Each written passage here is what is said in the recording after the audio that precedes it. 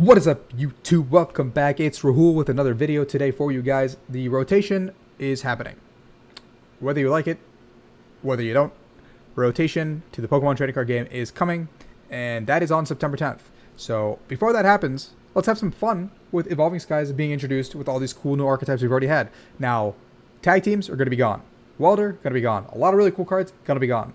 But if you guys know me, if you guys have been part of the channel, following the channel, and my Pokemon TCG competitive career, you know that I love Welder Mewtwo. Mewtwo and Mew tag team, really cool card. Welder, really cool card. We're going to have to say goodbye to those guys in the standard format in just about 2 weeks. So let me give you guys a treat of a deck list before the format changes. Here it is, guys. If you want the deck list, Welder Mewtwo, you know the drill. We'll be playing some games, actually, I think, today for you guys, actually. We got 2 Mewtwo. Mewtwo has perfection ability. Can copy any attacks, GX, EX Pokemon, whatever. Miraculous Duo, you know the drill. Now, what is our box of attackers? Well, Reshiram and Charizard is always going to be a given, because Flare Strike is a ton of damage, Outrage is pretty good, and Double Blaze is a good shred attack. Now, one of the best GX attacks that Mewtwo has had since day one is our Flare Blitz GX for 4 energy, 300 damage. Absolutely, absolutely, absolutely broken, without a doubt. So it's in there. Then we got Vileplume. Vileplume has Massive Bloom. That's going to be our primary attack for a lot of the game. Gets that 180, gets that damage in. 2 energy attachments. It lets us play other supporters, lets us set up another way, water to other pieces if we need to. Allergic Explosion, very strong GX as well if we need to get out of jail. Free card. A lot of decks are not playing Switch right now in the current format, which I think is really weird. Or like playing super, super low counts of Switch, so we can capitalize on that. We have Gengar and Mimikyu. Horror House GX does buy us that turn. We can also play Cobalion in this slot to buy us that turn. But more importantly, Poltergeist is really, really good, and we do play Aurora Energies, so we can make advantage of that. What is the rest of the core of the deck? Well, I'm glad you guys asked. 2 copies of Galarian Zapdos V with Fighting Instinct. Just a really strong card that can abuse the Aurora Energy. Eternatus is a auto loss matchup still, so we want to be able to deal with that as effectively as we can. Yeah, there's a bunch of matchups where this card can just come in, do 170, help out Mewtwo, and kind of cleaning up the board. And he's only 2 prizes. Now, Suicune, you thought I was going to Umbreon. You thought I was going to Umbreon, didn't you? But we've got Suicune V. Fleet-footed is a really good ability to have in the active spot, and Blizzard Rondo does a ton of damage, especially if we're up against something like Victini VMAX, up against another fire-style deck. Blizzard Rondo can really set up those 2 shots very well, and it's a good 1 energy welder target, as well as the water energy. Now, here is the new card that is absolutely broken and absolutely loving the deck. Umbreon V VMAX. A 2/2 line of Umbreon VMAX gives you that Dark Signal ability that lets you bring up, gust up something into the active spot. Gives us 2 more boss-style effects. Max Darkness 160 also with a welder and an attachment of the Aurora Energy. Does help you knock out that Shadow Rider Calyrex VMAX, which is going to be a problem for this deck for sure. We also have Moonlight Blade. If we do have damage counters on it, we can also one-shot a lot of things and do a lot of damage. Not really relevant here, but yeah, it is what it is. And then we have 2 copies of Crobat because we want to refill our hands a lot of the time. 2 copies of Dedenne. Now, we don't have as many Cherish Ball related attackers, as many Mewtwo reliant attackers, so Dedenne does take a little bit more of a backseat in the grand scheme of things. We have 1 Eldegoss as well because we need to find that boss, that welder, whatever. It's a support card. You know the drill. Marshadow because we want to be able to find a way to bump past the peak with Quick Ball. And then Mew, because Urshifu is still one of the best decks in the pre-rotation format, we don't want to be able to, we don't want to really like get punished, so we need a bench barrier. And now, here's the rest of the deck. 3 Cherish Ball, 4 Quick Ball, and 3 Pokemon Communication. By having these 10 search cards that are really effective, really efficient, we can kind of get what we need. Cherish Ball gets our pieces, but Quick Ball is still just better right now because we have a lot of these pieces that are not GX Pokemon anymore. We have 1 copy of Ordinary Rod to recycle some stuff because we're going to discard stuff we don't want to. 3 copies of Hearth. I'm trying to find room for a 4th because I think a 4th would be really strong as well, just to bump that Stadium Path to the peak if it comes into play. But Chaotic Swell is also in the format, so maybe Path gets discouraged a little bit more. 2 copies of Boss. Again, we can get that attachment turn 1. Turn 2, we're bossing something, knocking something out. Vibing. 2 copies of Research. Again, we're not entirely a welder deck. We have this guy's attack, Bloom. We also have Thunderous Kick if they overcommit onto the board. So we have ways to kind of draw more cards. I don't want to pigeonhole ourselves into using only Dedennes. Bench space is very tight with this deck. 4 copies of Welder. Our Pride and Joy. Our Goodbye. Sayonara. Love you. 2 copies of Air Balloon. We want to be able to retreat, pivot. 1 copy of Tool Jammer. I think there's a lot of interesting tools like Karate Belt, Telescopic Sight, all these cards that are very strong. But if we just put it on Mewtwo, put it on Umbreon, throw it into the active, do a ton of damage, what are they going to do? What's your opponent going to do? They can't. Nothing. Exactly. 4 copies of Aurora and 8 copies of Fire. So that is our Mewtwo deck right here. So we're going to jump into a game. So see how it works. Kind of get the ball rolling. I was playing Expanded Donk earlier. So I want to see how this kind of pans out. I played a couple games already with the deck. Or sorry, I watched someone play a couple games with the deck because they were trying to contemplate it for a tournament tomorrow, the Sunday Open. So I want to show off how it goes. I know typically you guys don't really like gameplay videos, so if you made it this far, hit that subscribe button, hit that like button. Let me know in the comments below if you guys are enjoying the gameplay, what kind of other decks you want to see pre or post rotation. I will try to make it work as best as I can. I will be doing more deck building tomorrow on the Twitch stream. So for the time being, I'm going to give you guys some gameplay, at least one game, with the games I can control. If I can't, I can't. It's as simple as that. But yeah, I don't know who actually watches the gameplay. That's like the thing, because I look at analytics and it drops off significantly. And also something that analytics told me is that 70% of you guys are not subscribed to the channel. What's up with that? What's up with that? 70% of you guys not subscribed to the channel, huh? So Cherish Ball. We can get our Vileplume out here right here. Very, very strong. A Quick Ball. We can get rid of this guy. We can grab ourselves a Umbreon, for sure. I think Umbreon is going to be really good. Because we're going to be able to have that boss effect potentially turn to. I don't know what Smeargle is going to be doing here, so we're going to put this guy back in for sure. We're going to grab ourselves...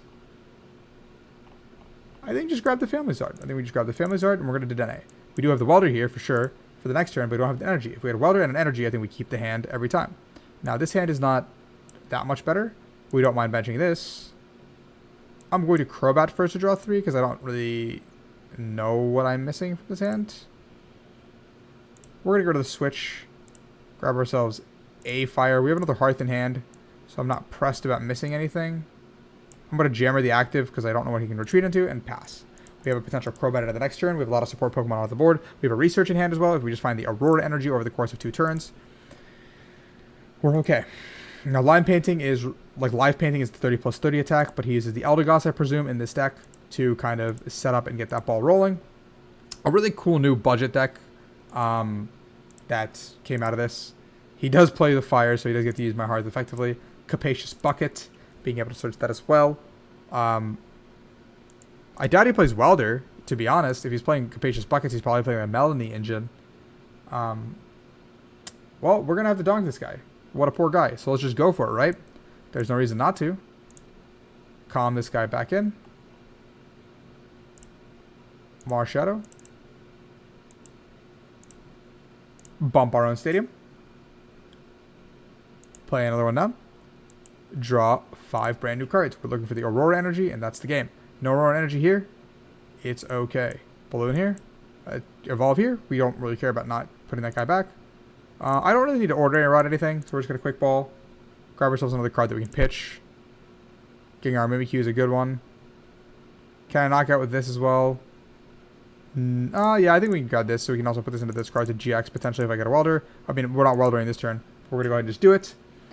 Draw our cards. There's the Aurora energy. There is what we're doing. Look at how many cards we drew in one turn, even just digging for the Aurora energy. That's kind of crazy. I'm going to miss this a lot. And we get a knockout. Now, that game wasn't really a game, so let's jump into a game 2 as well with the Smeargle that just kind of died trying to paint. So, nice. 1 ticket. That's exactly what I wanted. Now, the deck, you saw how powerful the deck was. Turn 2, I had pretty much the entire board set up.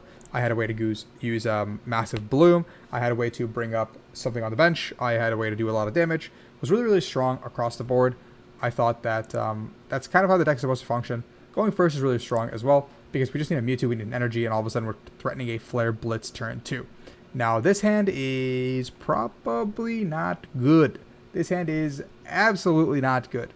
I do have the Zapdos have an energy, but if I top deck a Cherish Ball, a Quick Ball, a Pokemon, anything like... We have so many options off the top of our deck that this hand is actually so playable. It's so playable with just a top deck here. And it's one of the few things I do love about Mewtwo. But we're going to have to hope for a top deck here. What are they starting? They're selecting their starting Pokemon. They have one. Are you going to bench more V Pokemon? We'll see. Thunderous Kick isn't a bad attack early enough. We can get rid of weakness card energies and stuff. We can kind of just come in swinging. If a Rapid Strike energy is left hanging, we can punish that as well. A Sobble. There's a Mewtwo. I should have just not done that. So, class, why should I have not done that? I will leave it to you guys to tell me. Now, there's a very obvious answer, and it is my hand is dead. I should have just calmed that back in. I should have attached to the active, discarded a card, and then gone ahead and detonated this hand away, because the hand is very bad now off the top. Again, I can hit a Cherish Ball, I can hit a Quick Ball, I can hit something, but I'm hoping for the deck to bail me out. While I'm recording this, is very late at night, because I just wanted to make sure I get some quality content out there for you guys, but that's definitely a misplay. It's very important to acknowledge that I've already misplayed. We're up against Ice Rider Calyrex. Theoretically, a very favorable matchup. Theoretically, should be completely fine in all facets. We get completely bailed out by our top deck. We're going to be drawing cards here. As always, another amazing card here to get. Cherish Ball. We can grab this guy. I think I'm going to go for the Horror House this turn. Just because he only has one Ice Rider down onto the board. So I definitely think that making a little bit more of an aggressive play here, because we're researching, is better. We can also look for the boss in the upcoming turns. Just go into this guy. Go do this here. Grab. We're going to grab 2, because I can just thin out. My hand is not amazing, for sure. And, I mean, I could draw cards here, I guess. We're going to go ahead and Horror House here. I'm not getting any new cards here, but he's drawing a hand of new 4. If I can pick myself up into a, if I can find myself into a position where I can find the boss off the top, or an Umbreon VMAX off the top, or a Pokemon Communication off the top, any of these cards, I get the Umbreon VMAX. I can gust this guy up. Even if I don't have everything I need, I can at least hit him for a lot of damage. Now, research is fine too. I think I'm going to opt to Welder to the active, because I think I want to hit something here. Umbreon VMAX is not in the hand. That's really unfortunate, actually. I think having an Umbreon VMAX there could have kind of just sealed the game if we hit it. That's not going to change how the game's played, so I'll just grab 2 more cards. Let's grab Umbreon V. I'm going to throw down the Tool Jammer to prevent any shenanigans with retreating potential, you know, anything like that. I'm going to Poltergeist. He surely has 2 items. Leon, Level Ball, Melanie, Quick Ball. Path to the Peak is going to be coming down in a second here. A Path to the Peak Morny is almost certainly on the horizon. Getting rid of our hand. This Drizzle is going to fetch the Evolution Incense or a Capacious Bucket. So not ideal. If we had a boss there, I don't think we lose the game. Like, it's impossible to lose from this position. And if we get Marnie, we're putting our energies back and a Stadium back at the bottom of the deck. So that's a little bit unfortunate. We'll only have 1 Stadium to potentially draw out of this situation. We are very heavily reliant on abilities. So we are hoping that maybe they have to play... I mean, they can knock me out, right? They can actually knock me out this turn with the Leon. Because they can go... No, they're 1 card short. They're 1 card short of what they need to do. Because they go into this, they can Max Lance, but they are going to be short because they can't Leon and find that energy because they had to get the Evo Incense. So if they top deck the energy, I actually could have been knocked out this turn with Max Lance. So that's something that I'm now quickly realizing that I kind of fucked up. So maybe I should just take that turn 1 prize, what I did, and not put myself in that situation. That's weird. Okay. Melanie, that means I keep my hand. I am not complaining about that at 1 bit. Like, I'm A-okay. A-okay keeping my hand. Now, this matchup is a little bit tricky because he's not going to ever commit to... my opponent's never going to commit to more than 2 Vs on the board. In this situation, Poltergeist is not going to help me because he's down to a 4-card hand. Max Lance is coming down. I guess because he has Inteleon coming up next turn if he wants it.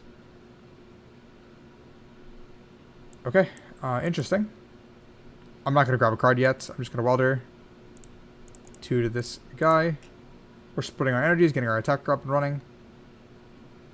That's not ideal by any means.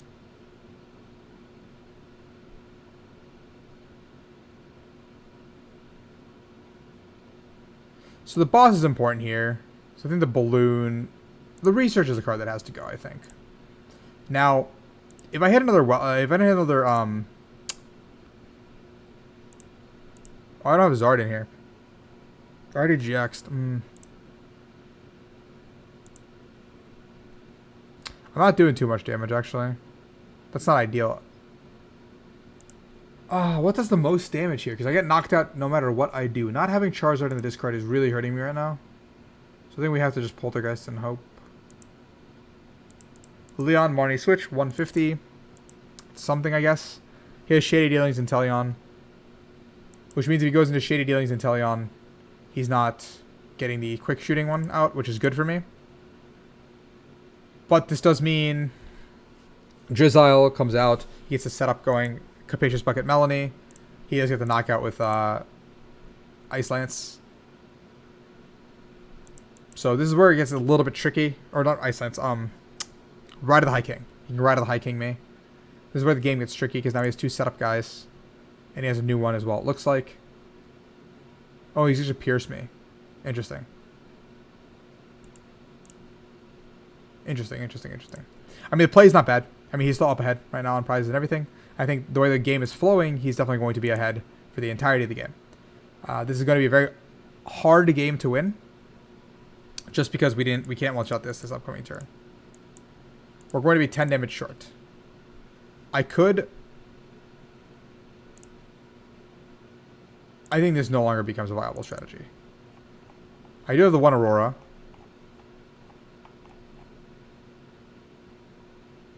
Rondo is not a bad play if I can get that off. Potentially.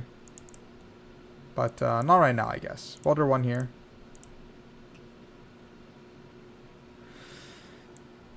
Okay, that's not the worst. Quick ball.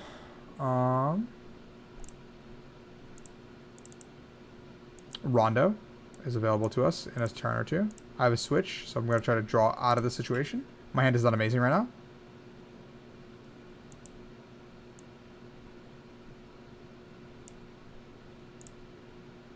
Let's get Crobats.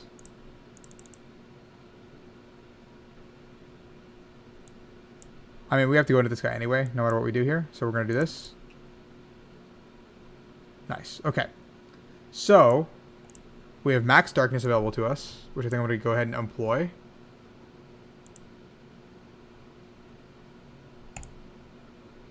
Hitting the active for 160 also is not bad. But the problem is I'm going to have to pivot through attackers really quickly. And that's where the issue comes in. So like next turn, I have to find a way to get this guy to the active. Being down, 3 Welder and 2 Energy. So we're already in a predicament that is not good for us. If I retreat this guy, I have one Aurora Energy left. So it's kind of how do I play the rest of the game, is what's kind of scary from here.